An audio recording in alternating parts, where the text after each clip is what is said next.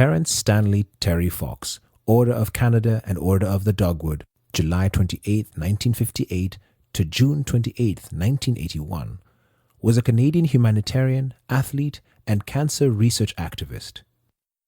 In 1980, with one leg having been amputated, he embarked on a cross-Canada run to raise money and awareness for cancer research. Although the spread of his cancer eventually forced him to end his quest after 143 days and 5,373 kilometers, or 3,339 miles, and ultimately cost him his life, his efforts resulted in a lasting worldwide legacy. The annual Terry Fox Run, first held in 1981, has grown to involve millions of participants in over 60 countries and is now the world's largest one-day fundraiser for cancer research. Over $500 million Canadian has been raised in his name. Fox was a distance runner and basketball player for his Port Coquitlam, British Columbia High School and Simon Fraser University. His right leg was amputated in 1977 after he was diagnosed with osteosarcoma, though he continued to run using an artificial leg. He also played wheelchair basketball in Vancouver, winning 3 national championships. In 1980, he began the Marathon of Hope, a cross-country run to raise money for cancer research. Fox hoped to raise $1 for each of Canada's 24 million people. He began with little fanfare from St. John's, Newfoundland in April and ran the equivalent of a full marathon every day. Fox had become a national star by the time he reached Ontario. He made numerous public appearances with businessmen, athletes, and politicians in his efforts to raise money. He was forced to end his run outside of Thunder Bay when the cancer spread to his lungs. His hopes of overcoming the disease and completing his marathon ended when he died 9 months later. Fox was the youngest person ever named a Companion of the Order of Canada. He won the 1980 Lou Marsh Award as the nation's top sportsman and was named Canada's Newsmaker of the Year in both 1980 and 1981. Considered a national hero, he has had many buildings, roads, and parks named in his honor across the country. Early life and cancer. Terry Fox was born on July 28, 1958, in Winnipeg, Manitoba, to Roland Rolly Fox and Betty Fox. Rolly was a switchman for the Canadian National Railway. Terry had an elder brother, Fred, a younger brother, Darrell, and a younger sister, Judith. His family moved to Surrey, British Columbia in 1966, then settled in Port Coquitlam in 1968. His parents were dedicated to their family, and his mother was especially protective of her children. It was through her that Fox developed his stubborn dedication to whatever task he committed to do. His father recalled that he was extremely competitive, noting that Terry hated to lose so much that he would continue at any activity until he succeeded. He was an enthusiastic athlete, playing soccer, rugby, and baseball as a child. His passion was for basketball, and though he stood only 5 feet tall and was a poor player at the time, Fox sought to make his school team in grade 8. His physical education teacher and basketball coach at Maryhill Junior High School felt he was better suited to be a distance runner and encouraged him to take up the sport. Fox had no desire for cross-country running, but took it up because he respected and wanted to please his coach.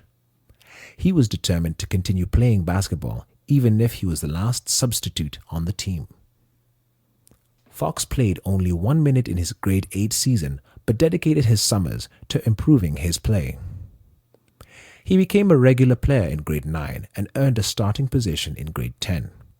In grade 12, he won his high school's Athlete of the Year award jointly with his best friend, Doug Alward.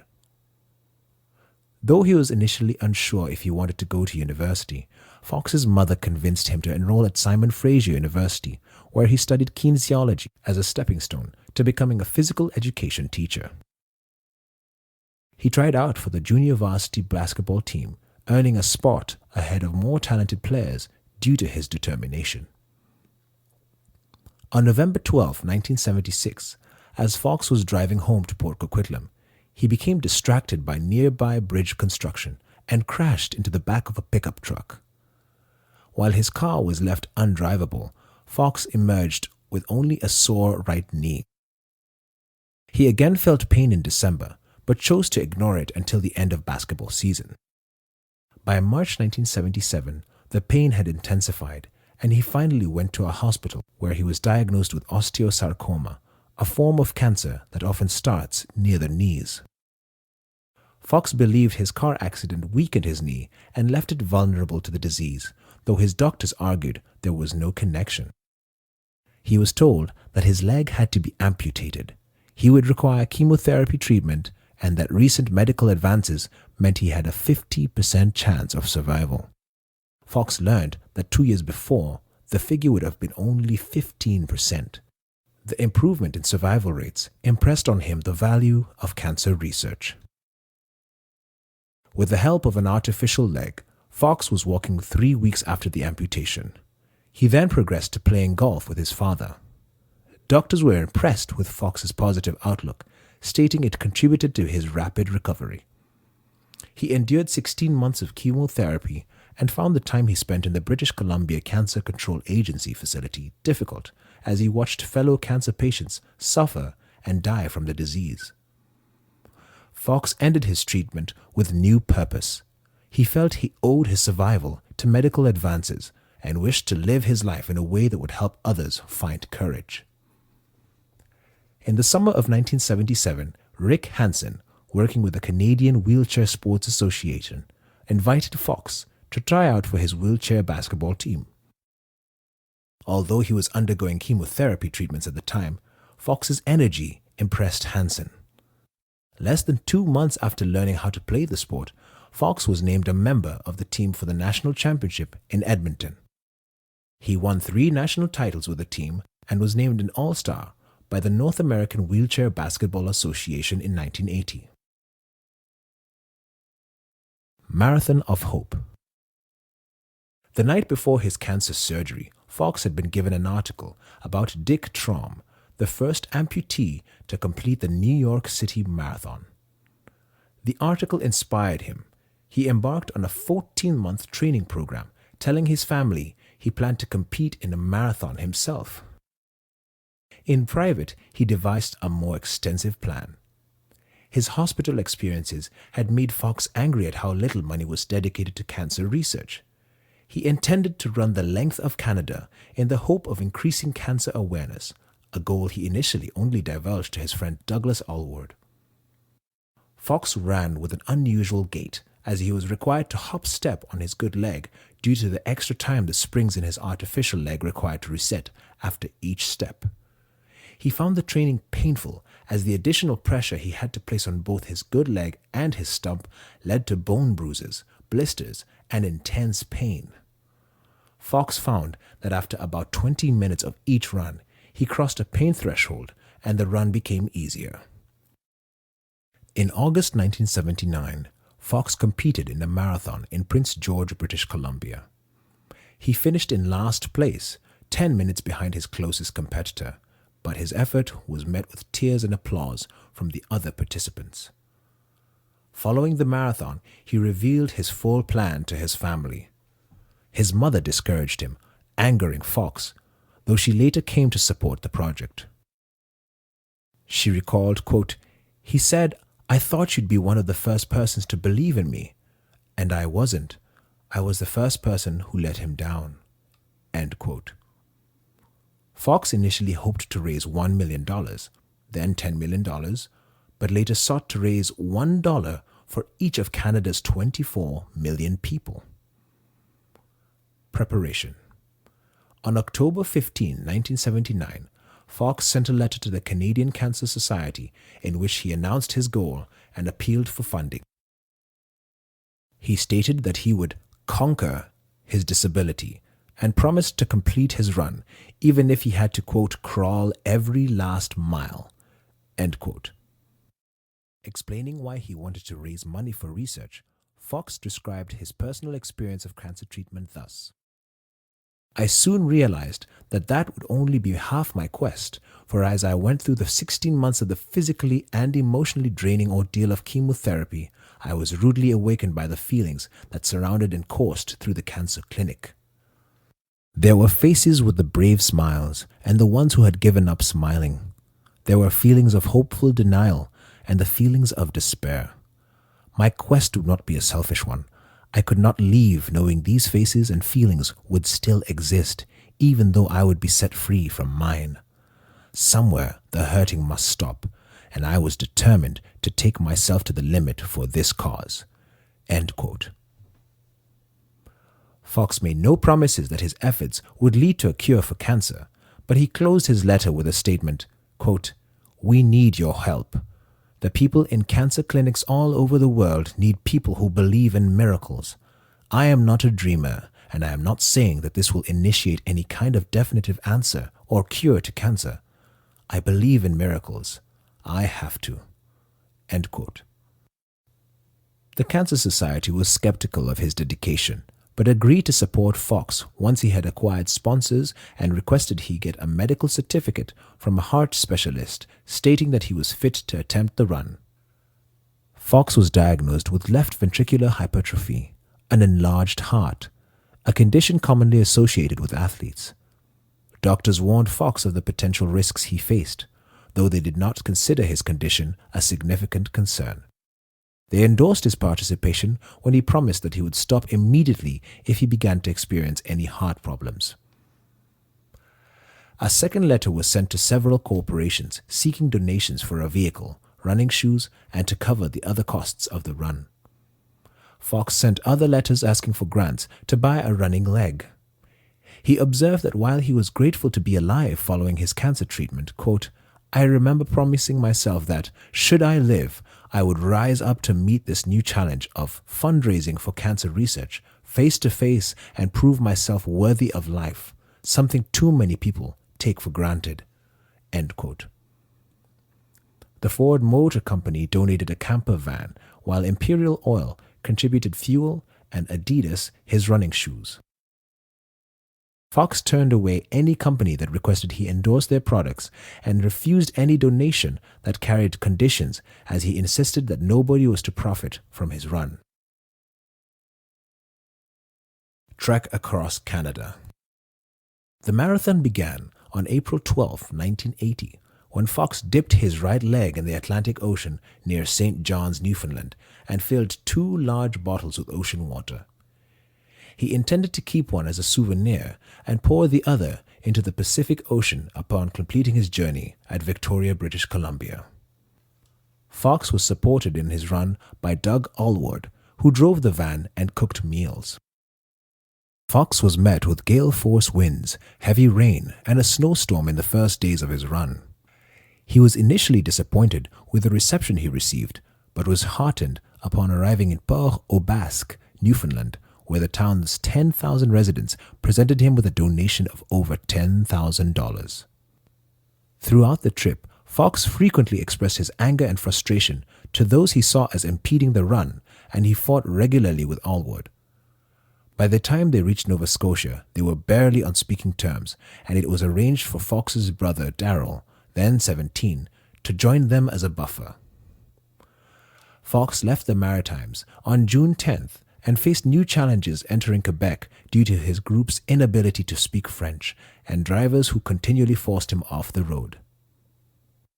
Fox arrived in Montreal on June 22nd, 1/3 of the way through his 8,000-kilometer or 5,000-mile journey, having collected over $200,000 in donations. Around this time, Terry Fox's run caught the attention of Isadore Sharp, who was the founder and CEO of Four Seasons Hotel and Resorts, and who had lost a son to melanoma in 1978, just a year after Terry's diagnosis. Sharp was intrigued by the story of a one-legged kid trying to do the impossible and run across the country, so he offered food and accommodation at his hotels en route. When Terry was discouraged because so few people were making donations, Sharp pledged $2 a mile to the run and persuaded close to 1,000 other corporations to do the same. Sharp's encouragement persuaded Terry to continue with the Marathon of Hope. Convinced by the Canadian Cancer Society that arriving in Ottawa for Canada Day would aid fundraising efforts, he remained in Montreal for a few extra days. Fox crossed into Ontario at the town of Hawkesbury on the last Saturday in June. He was met by a brass band and thousands of residents who lined the streets to cheer him on, while the Ontario Provincial Police gave him an escort throughout the province. Despite the sweltering heat of summer, he continued to run 26 miles or 42 kilometers per day. On his arrival in Ottawa, Fox met Governor General Ed Schreyer and Prime Minister Pierre Trudeau, and was the guest of honor at numerous sporting events in the city. In front of 16,000 fans, he performed a ceremonial kickoff at a Canadian Football League game and was given a standing ovation. Fox's journal reflected his growing excitement at the reception he had received as he began to understand how deeply moved Canadians were by his efforts. A crowd of 10,000 people met Fox in Toronto, where he was honored in Nathan Phillips Square. As he ran to the square, he was joined on the road by many people, including National Hockey League star Darryl Sittler, who presented Fox with his 1980 All-Star Game jersey. The Cancer Society estimated it collected $100,000 in donations that day alone. As he continued through southern Ontario, he was met by Hockey Hall of Famer Bobby Orr, who presented him with a check for $25,000. Fox considered meeting Orr the highlight of his journey. As Fox's fame grew, the Cancer Society scheduled him to attend more functions and give more speeches. Fox attempted to accommodate any request that he believed would raise money, no matter how far out of his way it took him. He bristled, however, at what he felt were media intrusions into his personal life. For example, when the Toronto Star reported that he had gone on a date. Fox was left unsure who he could trust in the media after negative articles began to emerge, including one by the Globe and Mail that characterized him as a tyrannical brother who verbally abused Darryl and claimed he was running because he held a grudge against a doctor who had misdiagnosed his condition, allegations he referred to as, quote, trash, end quote. The physical demands of running a marathon every day took its toll on Fox's body. Apart from the rest days in Montreal, taken at the request of the Cancer Society, he refused to take a day off, even on his 22nd birthday. He frequently suffered shin splints and an inflamed knee. He developed cysts on his stump and experienced dizzy spells. At one point, he suffered a soreness in his ankle that would not go away. Although he feared he had developed a stress fracture, he ran for 3 more days before seeking medical attention and was then relieved to learn it was tendinitis and could be treated with painkillers. Fox rejected calls for him to seek regular medical checkups and dismissed suggestions he was risking his future health. In spite of his immense recuperative capacity, Fox found that by late August he was exhausted before he began his day's run. On September 1st, outside of Thunder Bay, he was forced to stop briefly after he suffered an intense coughing fit and experienced pains in his chest. Unsure what to do, he resumed running as the crowds along the highway shouted out their encouragement. A few miles later, short of breath and with continued chest pain, he asked Allwood to drive him to a hospital. He feared immediately that he had run his last kilometer. The next day, Fox held a tearful press conference during which he announced that his cancer had returned and spread to his lungs. He was forced to end his run after 143 days and 5,373 kilometers, or 3,339 miles. Fox refused offers to complete the run in his stead, stating that he wanted to complete his marathon himself. National response. Fox had raised $1.7 million by the time he was forced to abandon the marathon. He realized that the nation was about to see the consequences of the disease and hoped that this might lead to greater generosity. A week after his run ended, the CTV television network organized a nationwide telethon in support of Fox and the Canadian Cancer Society. Supported by Canadian and international celebrities, the 5-hour event raised $10.5 million. Among the donations were $1 million each by the governments of British Columbia and Ontario, the former to create a new research institute to be founded in Fox's name, and the latter an endowment given to the Ontario Cancer Treatment and Research Foundation. Donations continued throughout the winter, and by the following April, over $23 million had been raised. Supporters and well-wishers from around the world inundated Fox with letters and tokens of support. At one point, he was receiving more mail than the rest of Port Coquitlam combined. Such was his fame that one letter addressed simply to Terry Fox, Canada, was successfully delivered. In September 1980, he was invested in a special ceremony as a companion of the Order of Canada. He was the youngest person to be so honored.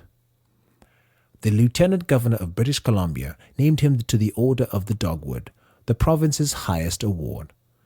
Canada's Sports Hall of Fame commissioned a permanent exhibit, and Fox was named the winner of the Lou Marsh Award for 1980 as the nation's top athlete. He was named Canada's 1980 Newsmaker of the Year. The Ottawa Citizen described the national response to his marathon as one of the most powerful outpourings of emotion and generosity in Canada's history. Death.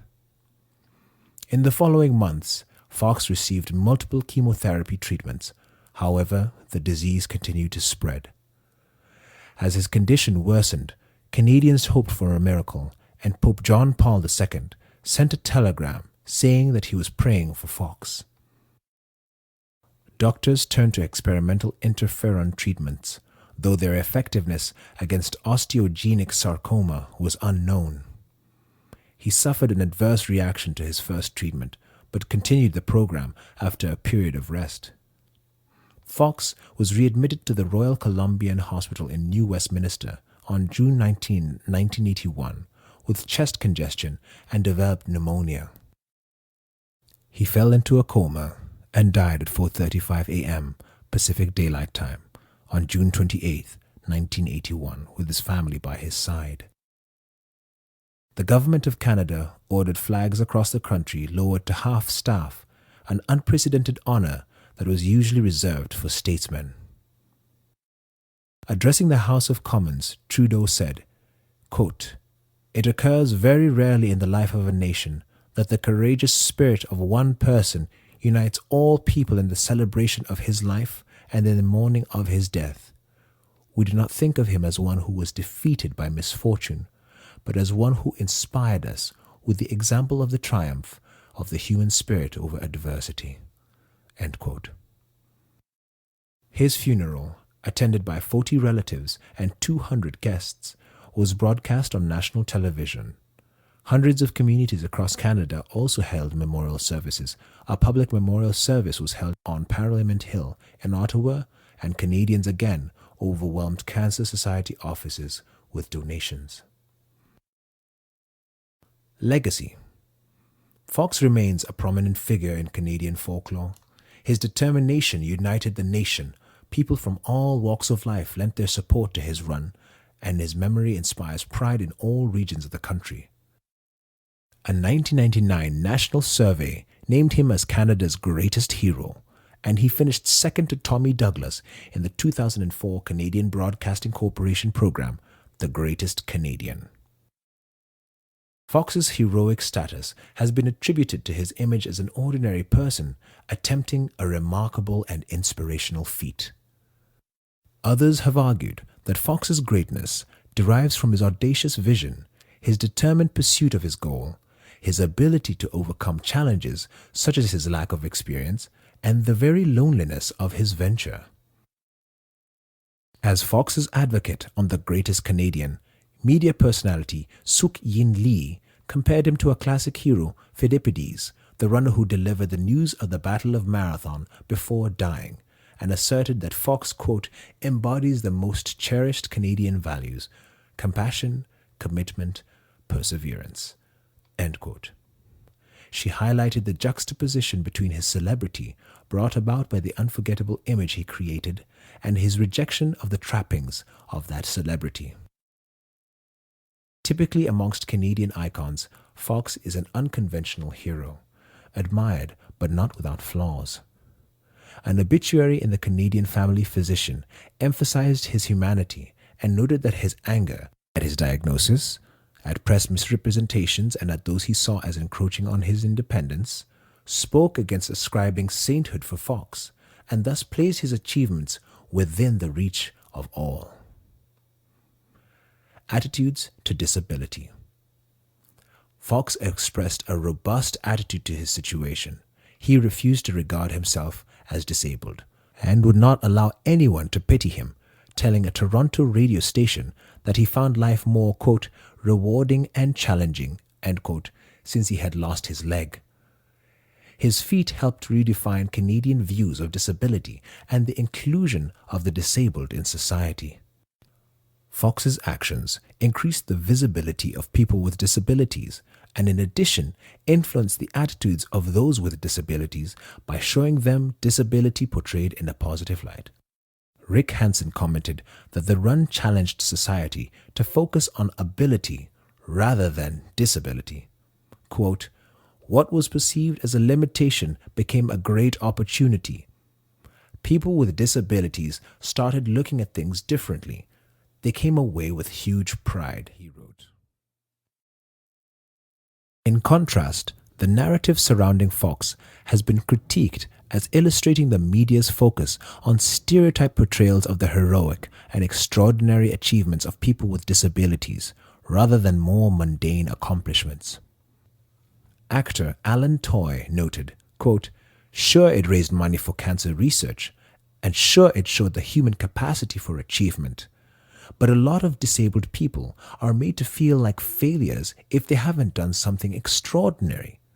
They may be bankers or factory workers, proof enough of their usefulness to society. Do we have to be super crips in order to be valid? And if we're not super, are we invalid?" End quote.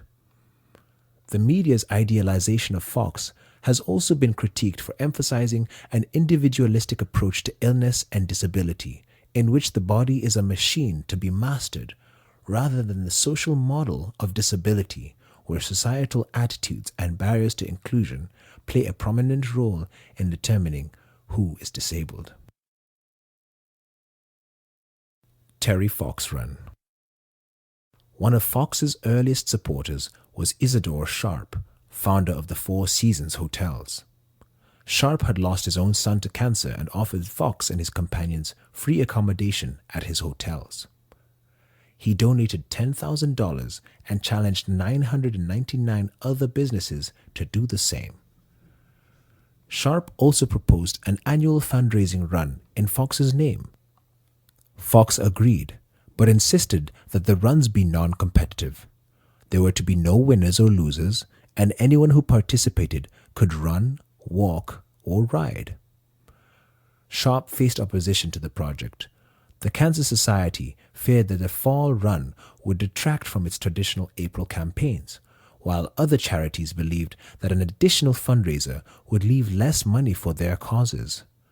Sharp persisted, and he, the Four Seasons Hotels, and the Fox family organized the first Terry Fox Run on September 13, 1981.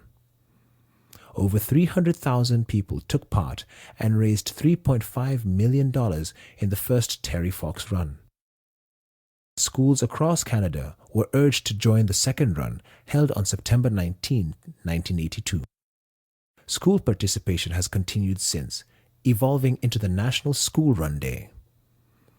The runs, which raised over $20 million in its first 6 years, grew into an international event as over 1 million people in 60 countries took part in 1999, raising $15 million that year alone. By the Terry Fox Run's 25th anniversary, more than 3 million people were taking part annually. Grants from the Terry Fox Foundation, which organizes the runs, have helped Canadian scientists make numerous advances in cancer research. The Terry Fox Run is the world's largest one-day fundraiser for cancer research, and over $500 million has been raised in his name. The 30th Terry Fox Run was held September 19, 2010. Honours. The physical memorials in Canada named after Fox include approximately 32 roads and streets, including the Terry Fox Courage Highway near Thunder Bay, near where Fox ended his run and where an oversized statue of him was erected as a monument. 14 schools, including a new school in a suburb of Montreal that was renamed Terry Fox Elementary School shortly after he died, and the Port Coquitlam High School, from which he had graduated, which was renamed Terry Fox Secondary School on 18 January 1986. 14 other buildings, including many athletic centers and the Terry Fox Research Institute in Vancouver. 7 statues, including the Terry Fox Monument in Ottawa, which was the genesis of the Path of Heroes, a federal government initiative that seeks to honor the people that shaped the nation. 9 fitness trails, a previously unnamed mountain in the Canadian Rockies in the Selwyn Range, which was named Mount Terry Fox by the government of British Columbia. The area around it is now known as Mount Terry Fox Provincial Park. The Terry Fox Fountain of Hope was installed in 1982 on the historic grounds of Rideau Hall, the official residence of the Governor-General of Canada. The Canadian Coast Guard icebreaker CCGS Terry Fox, which was commissioned in 1983, and in 2011 a series of bronze sculptures of Fox in motion, designed by author Douglas Coupland and depicting Fox running toward the Pacific Ocean, was unveiled outside of BC Place in downtown Vancouver. Shortly after his death, Fox was named the Newsmaker of the Year for 1981, and Canada Post announced the production of a commemorative stamp in 1981, bypassing its traditionally held position that stamps honoring people should not be created until 10 years after their deaths. British rock star Rod Stewart was so moved by the Marathon of Hope that he was inspired to write and dedicate the song Never Give Up on a Dream, found on his 1981 album Tonight I'm Yours, to Fox. Stewart also called his 1981-82 tour of Canada the Terry Fox Tour. The Terry Fox Hall of Fame was established in 1994 to recognize individuals that have made contributions that improve the quality of life of disabled people. The Terry Fox Laboratory Research Center was established in Vancouver to conduct leading-edge research into the causes and potential cures for cancer. The Royal Canadian Mint produced a special dollar coin in 2005 to commemorate the 25th anniversary of the Marathon of Hope. It was their first regular circulation coin to feature a Canadian. In 2008, Terry Fox was named National Historic Person of Canada, a recognition given by the Canadian government to those persons who are considered to have played a nationally significant role in the history of the country. Fox's designation was due to his status as an enduring icon, his personal qualities, and for the manner in which the Marathon of Hope had captivated the country and resonated deeply with Canadians. Fox's mother, Betty Fox, was one of 8 people to carry the Olympic flag into BC Place Stadium at the opening ceremonies of the 2010 Winter Olympics in Vancouver. The Games saw the Terry Fox Award bestowed on Olympic athletes who embodied Fox's characteristics of determination and humility in the face of adversity. Films. Fox's story was dramatized in the 1983 biopic The Terry Fox Story. Produced by a home box office, the film aired as a television movie in the United States and had a theatrical run in Canada. The film starred amputee actor Eric Fryer and Robert Duvall, and was the first film made exclusively for pay television. The movie received mixed but generally positive reviews. However, it was criticized by Fox's family over how it portrayed his temper. The Terry Fox Story was nominated for 8 Genie Awards and won 5, including Best Picture and Best Actor. A second movie titled Terry, focused on the Marathon of Hope, was produced by the CTV television network in 2005. Fox was portrayed by Sean Ashmore. He is not an amputee, Digital editing was used to superimpose a prosthesis over his real leg. The film was endorsed by Fox's family and portrayed his attitude more positively than the first movie. Canadian National Basketball Association star Steve Nash, who himself was inspired by Fox when he was a child, directed a 2010 documentary, Into the Wind, which aired on ESPN as part of its 30 for 30 series. Steve Fonyo and Rick Hansen. Terry Fox was not the first person to attempt to run across Canada. Mark Kent crossed the country in 1974 as he raised money for the Canadian team at the 1976 Summer Olympics. While he lived, Fox refused to let anyone else complete the Marathon of Hope, having promised to finish it himself once he recovered. Steve Fonyo, an 18-year-old who suffered from the same form of cancer and who also had a leg amputated, sought in 1984 to duplicate Fox's run, calling his effort the Journey for Lives.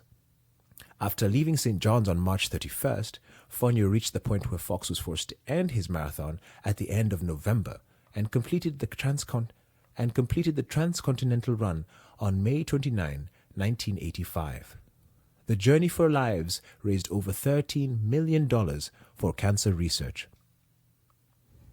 Canadian Paralympic athlete Rick Hansen, who had recruited Fox to play on his wheelchair basketball team in 1977, was similarly inspired by the Marathon of Hope. Hansen, who first considered circumnavigating the globe in his wheelchair in 1974, began the Man in Motion World Tour in 1985 with the goal of raising Hansen, who first considered circumnavigating the globe in his wheelchair in 1974, began the Man in Motion World Tour in 1985 with the goal of raising $10 million towards research into spinal cord injuries. As Fonyo had, Hansen paused at the spot Fox's run ended to honor the late runner. Hansen completed his world tour in May 1987 after 792 days and 40,073 kilometers, or 24,900 miles.